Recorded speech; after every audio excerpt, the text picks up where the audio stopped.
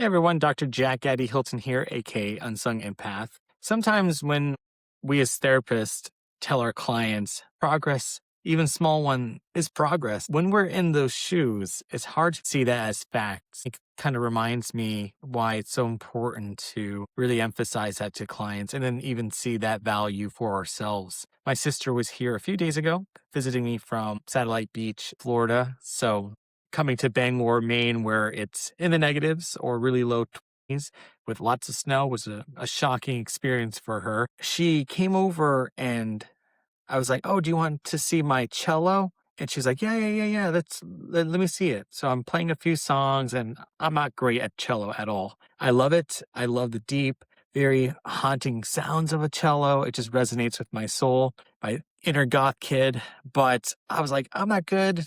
I can play songs, I can play what's there, not well. And so I'm playing, and she's like, "Jackie, you made yourself worse than what you actually are." And she's like, "Can I try?" And I'm like, "Yeah, sure." So I let her play my 1896 Italian cello. So it's pretty a good find. And she's trying to a cello is pretty big. So when you think about proportion for your body, kind of goes up to your chest, the backboard of it. My cello teacher would like slaughter me if I'm calling it all the wrong names, but just simple terms, the back end of the cello should go up to your chest and, the neck of it.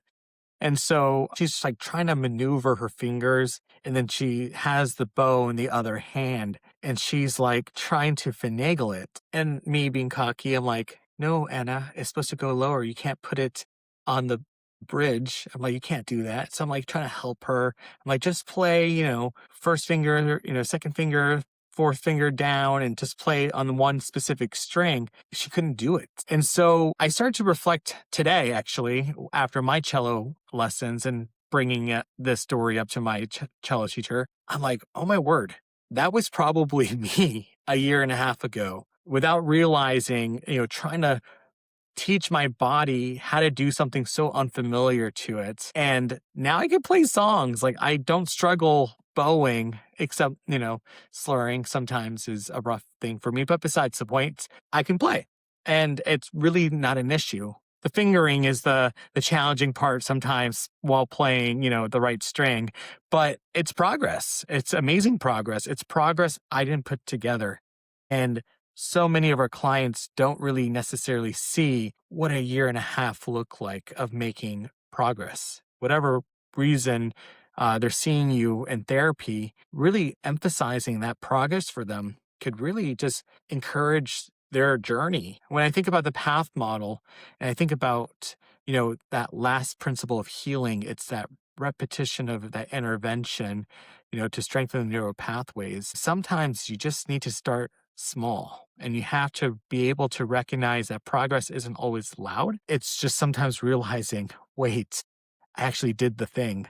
I did the thing okay. I can keep doing this thing. And so not every win feels like a major win or a big giant sign saying you did it. Sometimes it's just the ability to come back to something that works even a little bit. And so I want you to just maybe, or if you're not a therapist and you're wondering if you're making progress, just think about what you looked like a year and a half ago.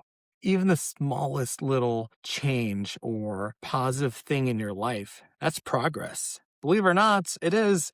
It might not be playing in a stringed instrument orchestra, but it might mean that you're able to do something, play a song that you kind of like enough where you can recognize the tune of it, the melody of it. And healing doesn't really always look like this grand thing, but it's happening. It's happening way before you even put those two and two thoughts together. So if you do anything for yourself, is recognize that you're farther along than what you think.